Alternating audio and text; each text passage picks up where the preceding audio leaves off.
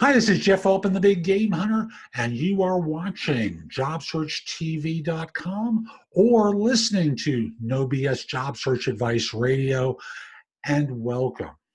As those of you who've been following me for some time may know, at one point I was doing regular 30-minute interviews. Now I do them intermittently, and I have a guest for you today. Tracy Timm is a career clarity expert. Can't wait to find out what that is. And human capital advisor.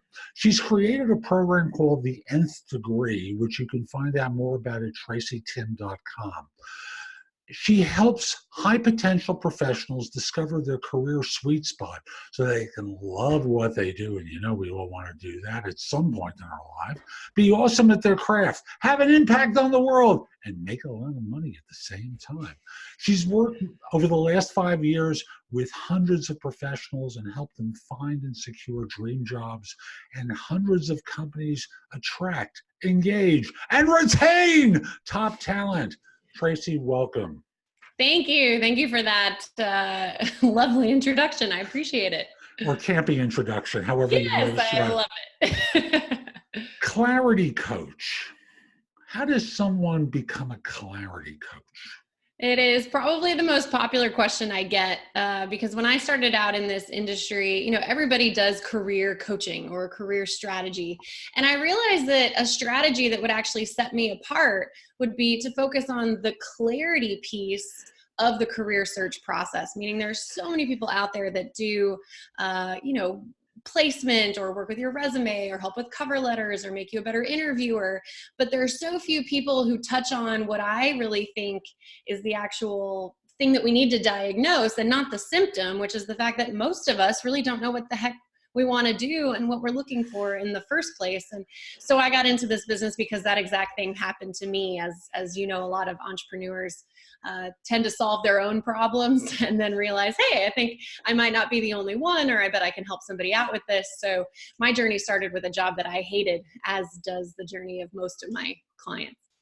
And thus, when I looked at your LinkedIn profile, human capital advisor, which I know no little boy or girl when they're 6 years old grows up wanting to be.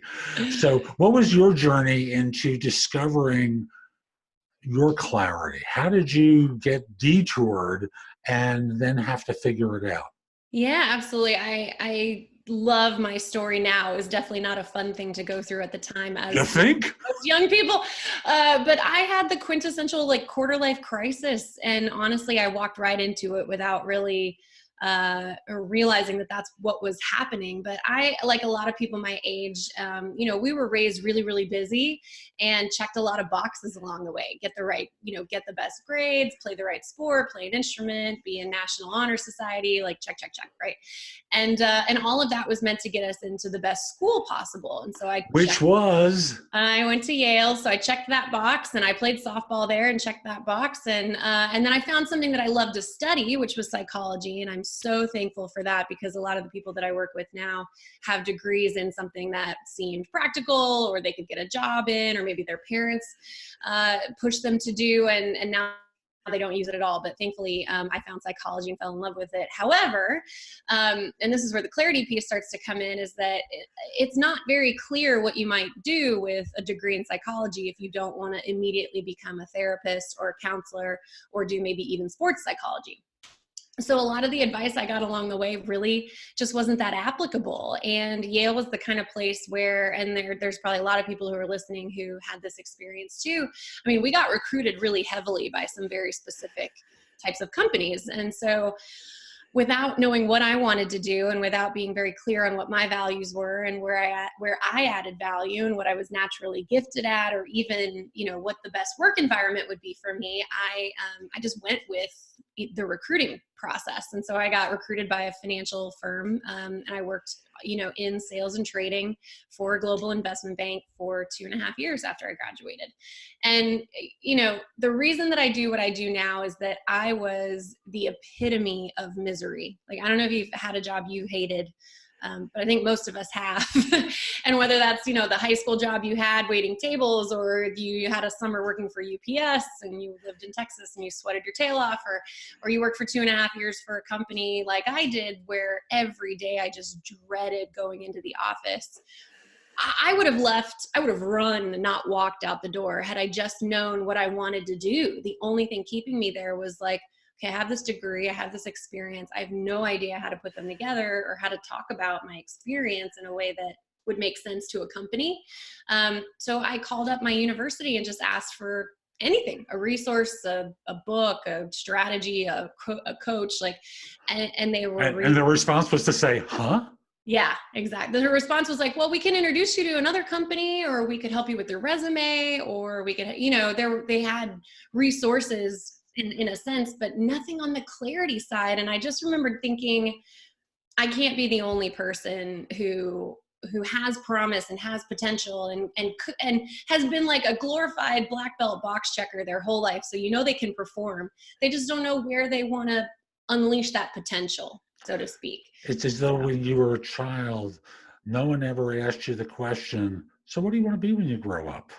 I think have the answer really stick with you. Yes, I think the assumed sort of response was everything that I was doing for a very clear next step. And when you graduate college, there's no clear next step. And that's why a lot of people are running into this crisis in, 24, 25, 26, 30, whatever, is because they're finally realizing like, oh, I could do whatever I want. And it's this first sort of realization of the idea that there's not one path of success. And most of us hit it because I think we followed what we thought was the one path to success, and it led to something that was really unsavory. You get on the conveyor belt. Yes, I love the conveyor belt analogy. I use that all the time. It's so true. It moves you along the process. I'm going to let you in on a secret, Tracy. It's not just 20s or 30. Sometimes it takes people a lot longer to wake up and realize, is this all there is? You're so right. And a lot of our marketing goes directly towards the quote unquote young professionals, so 20s and 30s and really highly motivated, high potential. The oldest person we've had in any of our programs was 55. And she was like, this is the first time in my life where I'm actually owning what I want and defining success the way I want to. And you've allowed me to do that. So that was a pretty cool breakthrough. And this clarity for you is the process of understanding or getting clear on what serves you. And not you personally, but what a person as an individual, yes, what their needs are, what their wants are, instead of just saying, abdicating responsibility to big mommy or big daddy corporation. Yeah, it's kind of a terrifyingly simple process when you think about it. But, good, because we're going to go into it. But so many of us just don't take the time to do it, right? And the easiest thing to do is the path of least resistance, which is just continuing to go to the same job and continuing to complain and continuing to hope that the next raise or the next promotion, or if I get to travel more, or if I have more days off, like that's going to make the big difference. When the reality is tons of us are either working in, it's one of three things, and I call them your now, your nature, and your nurture. Your now is your values and your commitments. So likely you're not living in line with those based on what you're doing. Or your nature, which is what naturally comes to you, your gifts, your talents, but also your personality and your behavior. So you're likely in an environment that's not conducive to the type of person that you naturally are. Or it's your nurture, meaning all of your learned experiences over time. So your knowledge, your skills, your expertise. If you're not in a place where you can leverage any of those things, then you feel really like you can't have an impact, or you're not working at your fullest potential. You're a cog in the machine, basically. Yeah. So it's just those three things. And the cool thing is you can reverse engineer what your ideal work environment is, what your ideal subject matter is, who you want to serve, how you want to do work, by getting really clear on each of those three components. So where does someone start? How do we engage them and tempt them so they want to come back to you? Enough of an appetizer for them. So how does someone start this process? So within our foundational program, the very first thing that we get clear on is your now. And your now has a couple components. First and foremost, I'm a big fan of living in reality. I don't want to create an army of starving artists. I don't want to have people who can't pay their bills. And I certainly don't want to incentivize people to become like the best volunteers in the world and completely give up, income for impact, right? So we've got to get really clear on like, what are the circumstances of your life? Because a person who's married with 2 kids has a totally different set of choices. They're not better or worse. They're just different than somebody who's 25 and doesn't even have a cat. You know what I mean? So it really takes getting serious about your circumstances of your life. What is your reality right now? What are the bare minimum things you need to take care of from a financial perspective and just from a personal perspective? And we do that through a life audit. But really the most important part, I think, and the most foundational piece of this process in the now phase is getting really clear on your values. And core values, not a new concept, right? Like people. But I want you to define it for the audience, because I don't want to assume anything from the people who watch or listen to this. I want to make sure that that we're speaking the same language, so we have impact for them. So Absolutely. how would you define a core value, and how would someone think of what their values are? So this is a really good question. So we have a 5-step process for defining your core values, but I'll simplify it for the sake of this conversation. So here's the easiest way to think about your values. Every single thing you do, everything you spend your money on, every person you allow into your life, some way shows the world and shows you what you value. That's just true, right? But the reality that I just came upon and was like, oh crap, like this is not good for most of us, is that how many of us actually set out our values before we spend money or allow people into our lives or decide what we're going to do? No one. Work, right? So we don't. But what we don't realize is even without having set them in the first place, we are living out some set of values just because we're alive and living and doing things in the world, right? So what we can figure out, how we can figure out what your actual values are, is to go all the way back to the drawing board and ask yourself some really basic questions like, what brings me joy? Or what do I find myself doing that when I'm doing it, time goes away? I experience flow. Or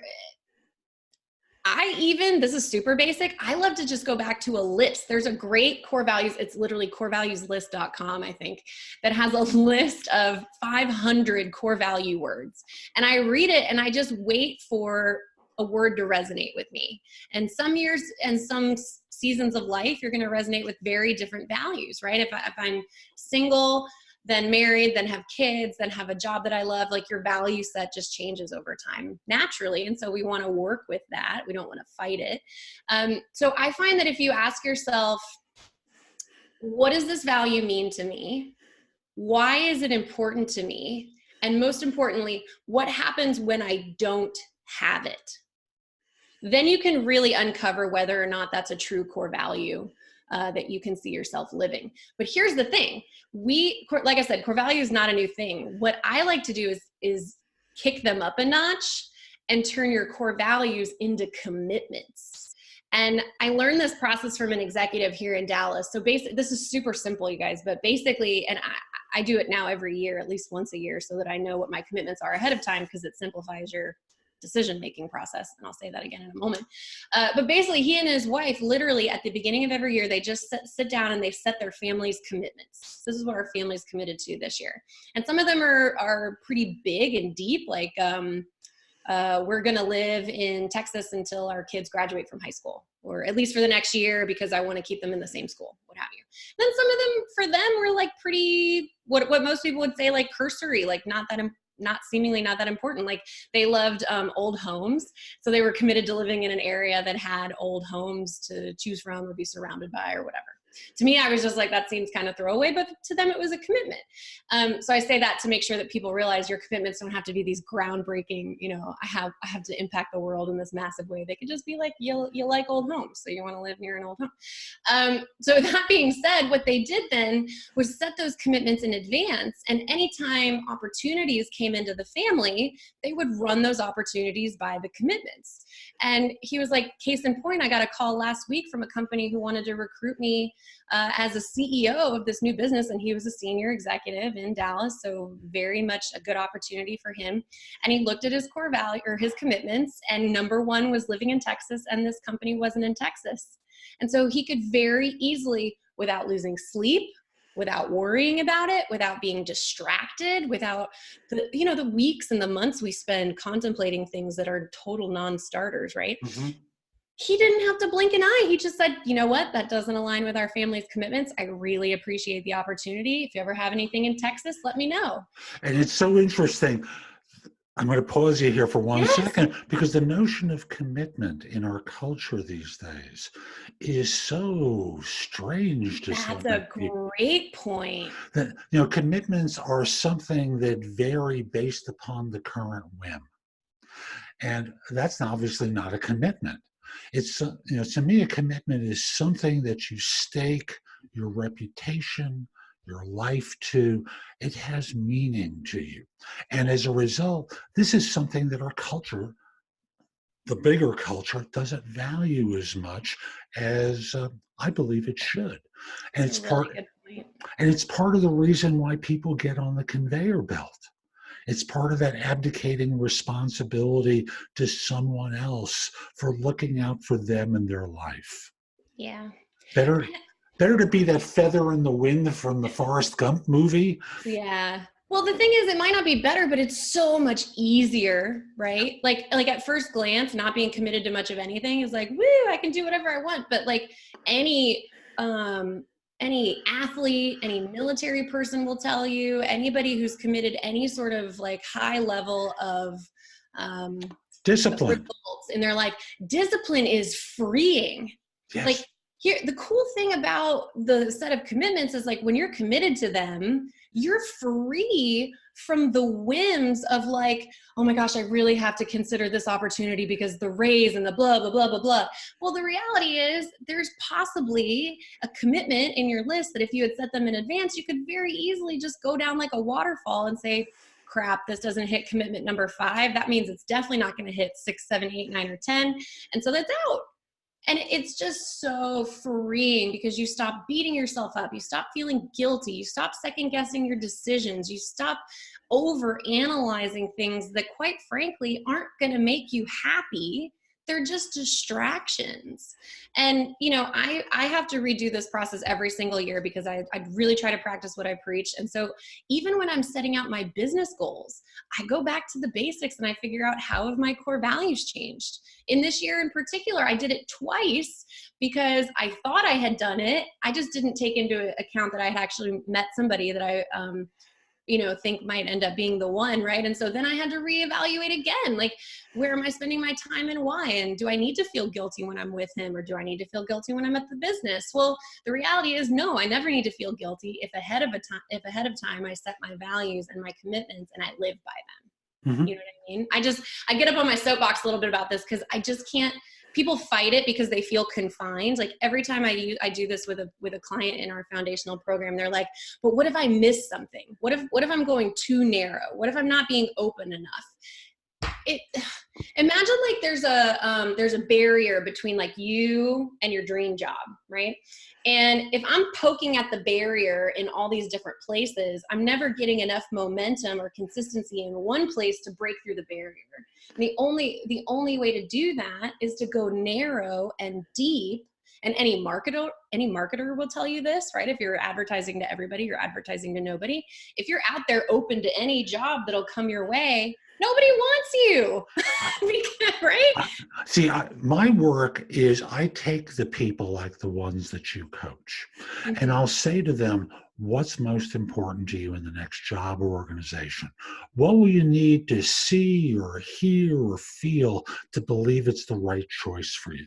And I have the expectation that they're going to give me this lengthy list of things from which I'm going to invite them to narrow it down and to prioritize for me up to 4 things that are most important.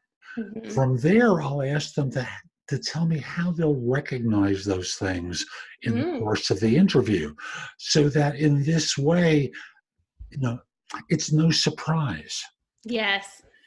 And surprises in job search, surprises in the process of job hunting are rarely good.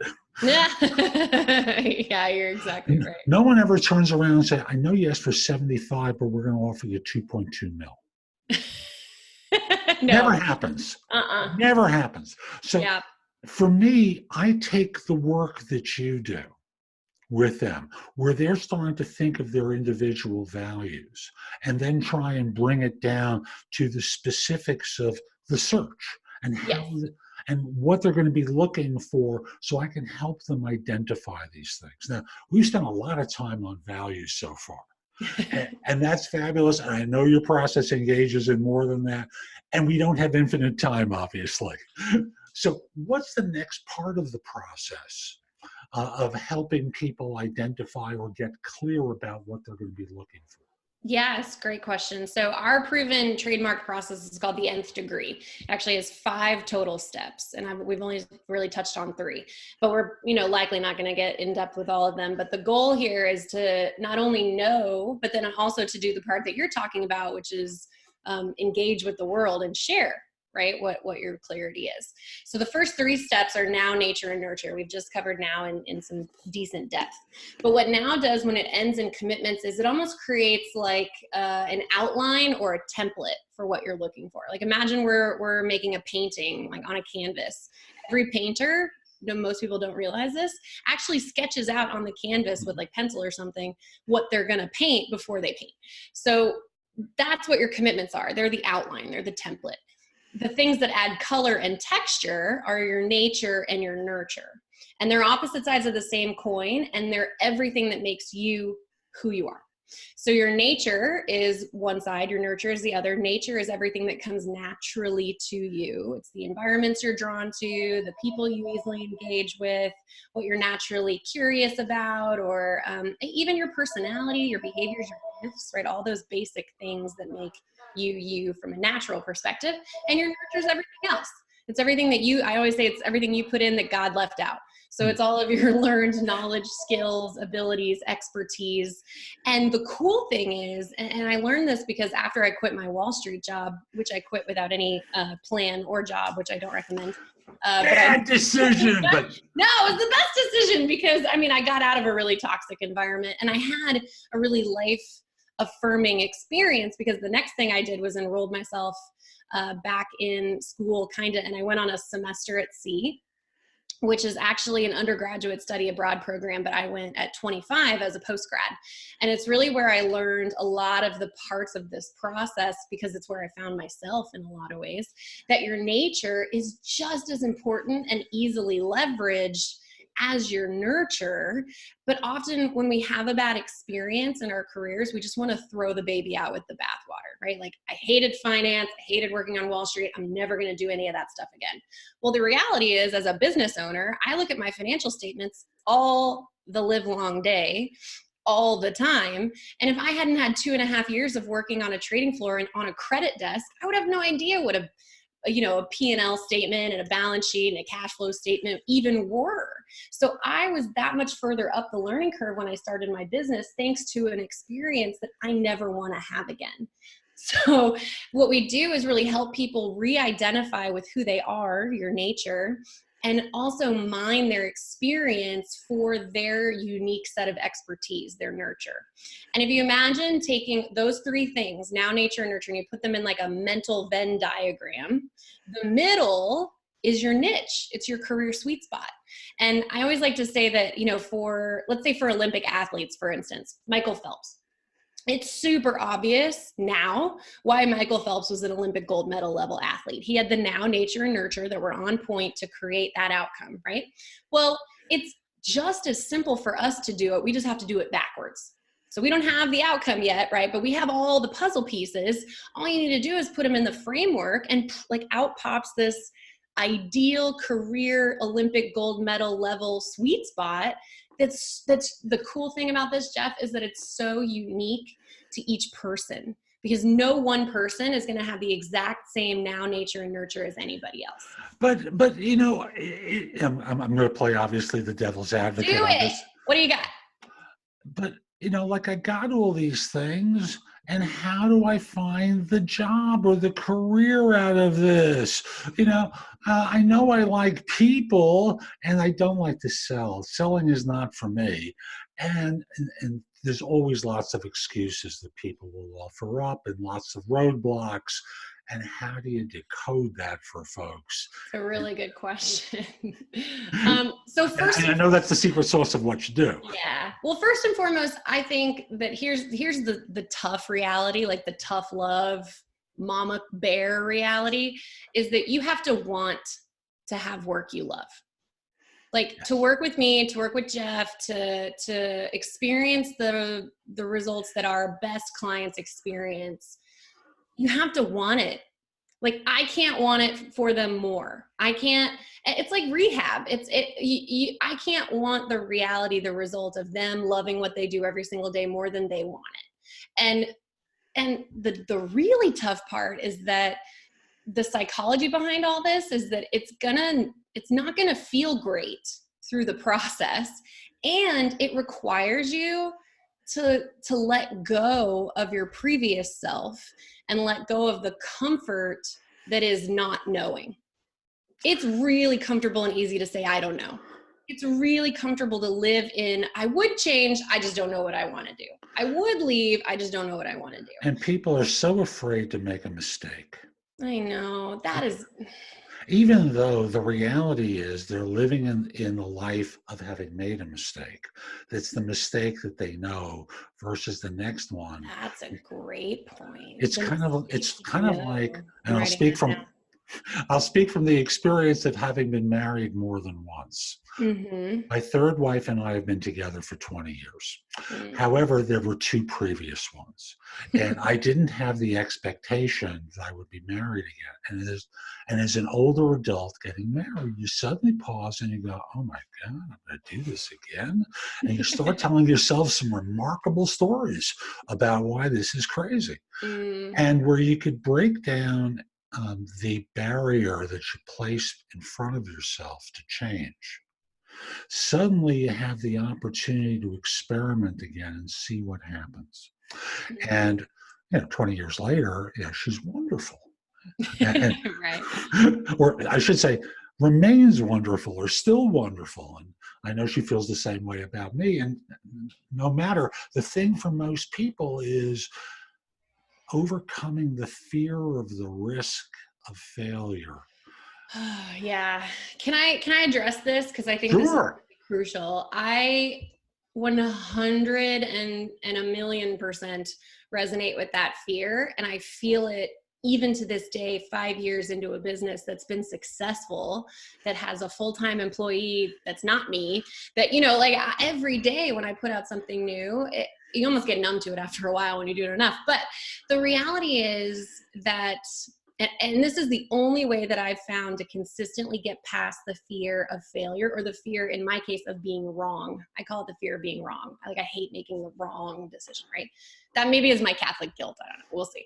But the only way that I've consistently been able to get past that fear is with logic. And with the logic that actually, psychologically, there are only two things you can regret in life. That's it. Two types of regrets. They call them in the psychology. They call Catholic them, and Jewish. No. They call them sins of omission and sins of commission. And all that means is you can regret something you did, or you can regret something you didn't do. That's it. Those are the only two types of regrets, really. And the interesting thing is that the psychology and the research shows that while you can deeply regret something that you did, psychologically, it has an outcome. So let's say you lied and somebody found out about it and they confronted you and you feel really bad. And the outcome was that friendship was harmed for a little while. That's a simple one. Psychologically speaking, our brains love outcomes. They like a beginning, a middle, and an end. They like closed loops, closed circles. And with a regret that you did, sin of commission, you have that. And so you can get over it, you can move past it, life goes on, you might mend the friendship, over a while you forget about it, what have you, right? Here's the scary part. Sins of omission have no resolution. You thought you'd do something, you contemplated it for a while, you didn't do it, and then what happens? You're asking yourself late at night when you can't fall asleep, what if I had, maybe it could have I should have, would have, whatever. Insert anything. Said I love you, quit my job, taken that risk, moved into a new city, right? Like anytime we don't do something, it creates an open loop. And while that sounds insidious, it's actually worse, because psychologically, your brain for the rest of your life is going to try to close that loop. And that's why we're haunted. That's why the number one regret of the dying is, I wish I had had the courage to live a life that was true to me.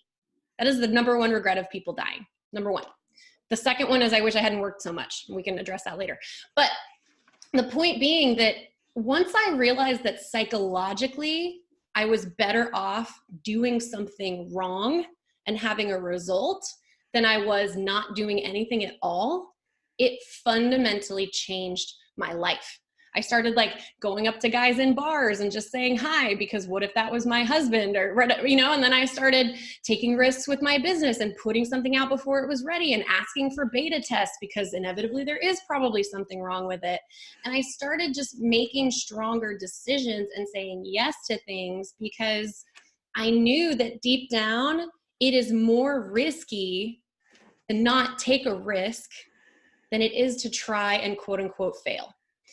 And every time I've tried and failed, I've learned too, right? We don't learn anything new without having taken action.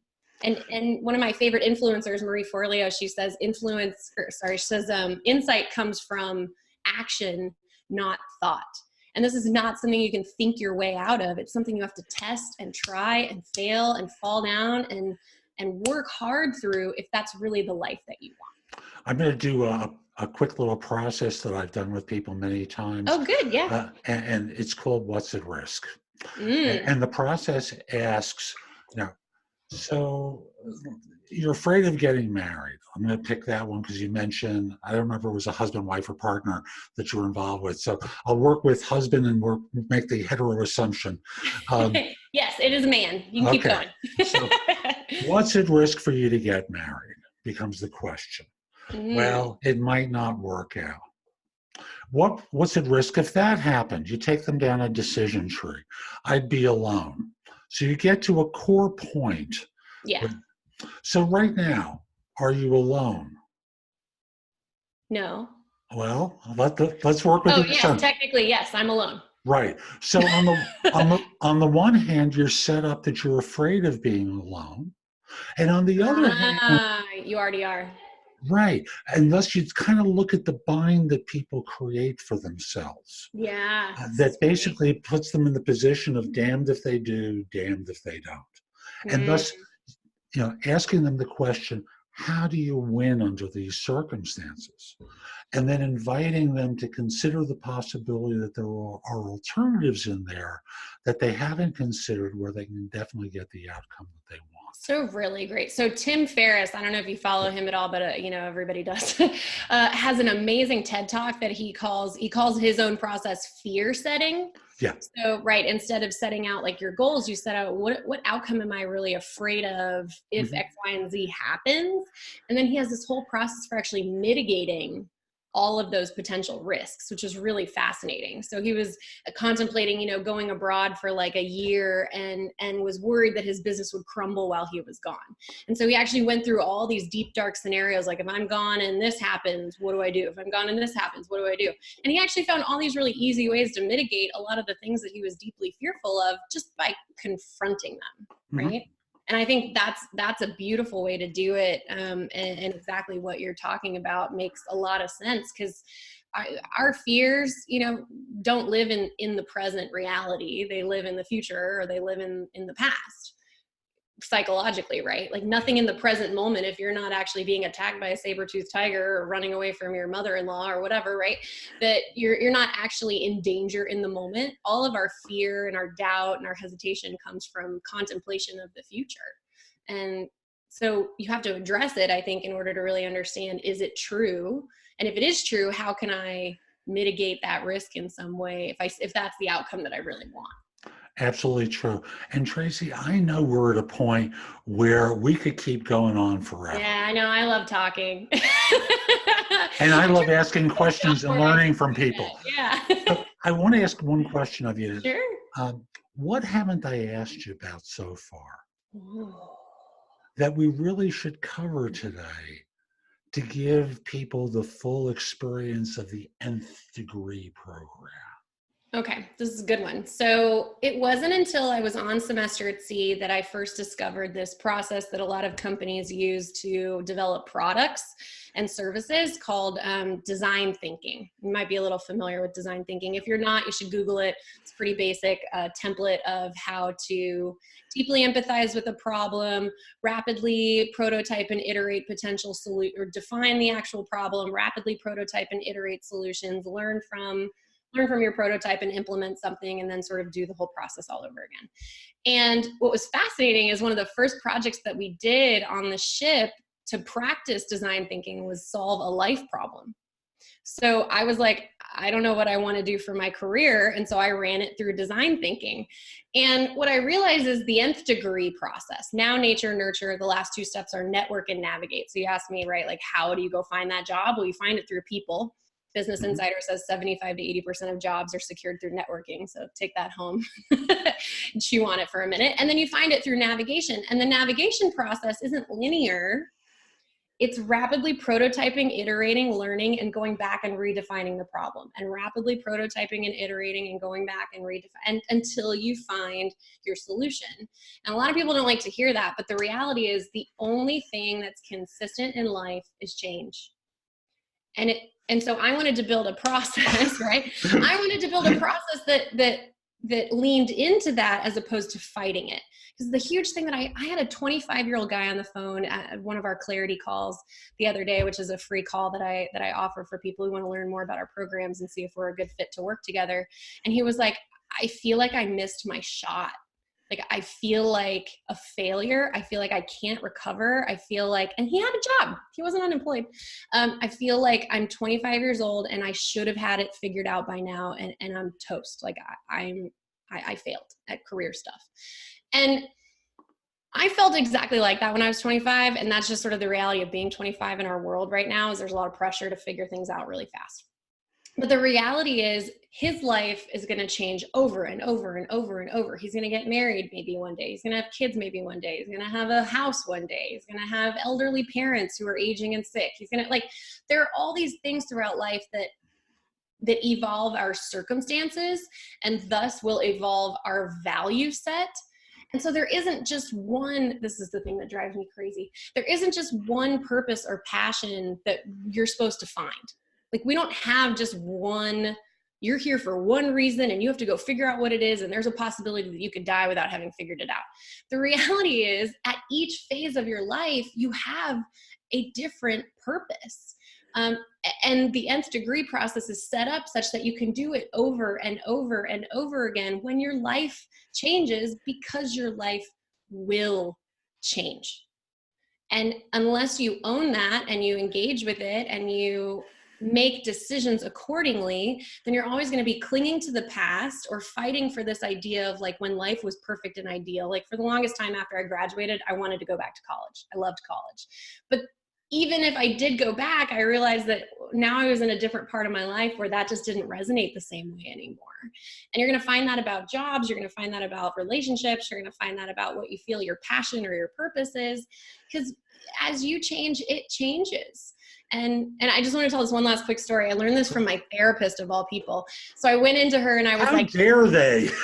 She's amazing. I went into her this one time and was like, Diana, I figured out what my core, like, message of my company is going to be. And she's like, oh, what is it? I'm like, and I think this is genius, right? I'm like, do what you were created for. Like, you know, we all have purpose. We all have a meaning. Like, and now we just define, like, do what you were created for. And I know people are going to love it. She was like, I don't like it. And I was like, what do you mean you don't like it? She's like, well, what do you mean, like, what you're created for? Because right now my daughter's getting married and I feel like I was created at this moment in my life to be, like, the best mother of the bride ever. And I was like, okay, that's fair. What's wrong with that? She's like, well, what's wrong with that is that she's going to get married and I'm going to no longer be the mother of the bride. So then what does that mean? I don't have a purpose anymore? And as soon as she said that, I realized this just, like, massive epiphany came through that we don't have just one purpose. Our job is to figure out, what's my purpose now? Right? What aligns, and that's what aligned with her values. It's what aligned with her nature. It's what aligned with her nurture in that moment in life, such that she could live her purpose in that moment, in that season, and then be open to changing it later on. So that's what I want to leave people with, is like, the nth degree will result in knowing what your niche is right now. But that doesn't mean you're done. Doesn't mean I'm done. My business changes constantly, and your career is going to change constantly, just with as much as your purpose and your passions are. It's so funny. I'm so glad you told that story, because it prompted me to write down, be great and celebrate. Yes, I love it. Because most people are embarrassed to share what's in them. They're afraid for fear of being shot down. Now, for me personally, the notion of being in front with something has meaning for me. I know other people it wouldn't. Certainly, if you're an introvert, this may be a very hard challenge or a mantra to repeat. But for me, it resonated. So thank you for the story. And tell me, how can people find out more about you, the work that you do, the nth degree, the workshop that you do, yada, yada, yada? How can they find out more? So anytime you want to find anything generic, my name's Tracy Timm. The process is called the nth degree. You can Google either of those ideas. You'll find plenty of stuff. But what I wanted to set up for viewers and listeners of this particular show is a place where you can go and find all these resources in one place. So if you just go to tracytimm.com, so that's spell your name. TracyTimm.com/NoBS, just NOBS. That's it. Then you'll find a link to download our Career Clarity Starter Kit.